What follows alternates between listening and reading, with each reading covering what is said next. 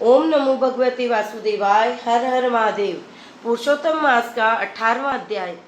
इस प्रकार उस ब्राह्मण को विलाप को सुनकर दसों दिशाओं से गरजता हुआ मेघ बादल आया।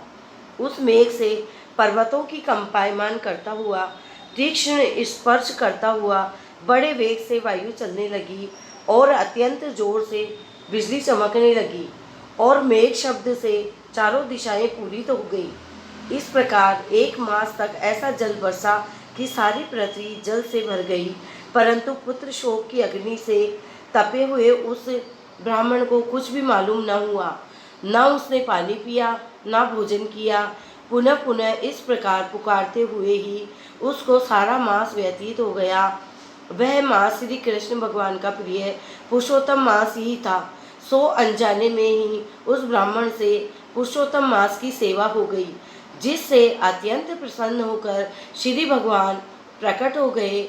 उस समय मेघ बरसना बंद हो गया।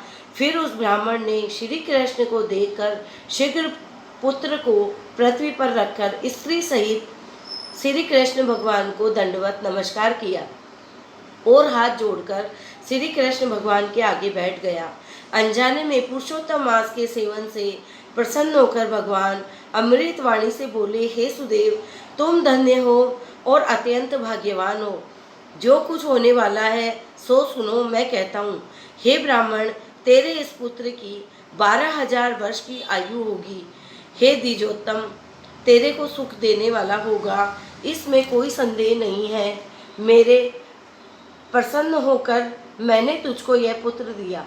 नारायण कहने लगे, हे नारद, भगवान को इतना कहने पर वह ब्राह्मण का पुत्र जीवित होकर बैठ गया और ब्राह्मण और उसकी स्त्री दोनों ही पुत्र को देखकर महा आनंदित हुए और देवता भी पुष्पों की वर्षा करने लगे। शुकदेव ने उन दोनों माता पिता तथा श्री हरि को नमस्कार किया और गरुड़ भी पुत्र सहित ब्राह्मणों को देखकर अत्यंत प्रसन्न हुआ।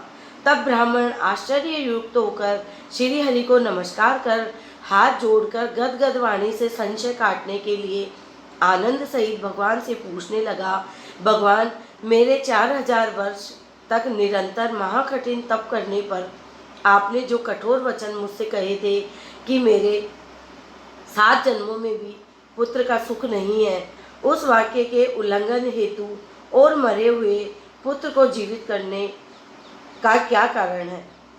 पुरुषोत्तम भगवान की जय।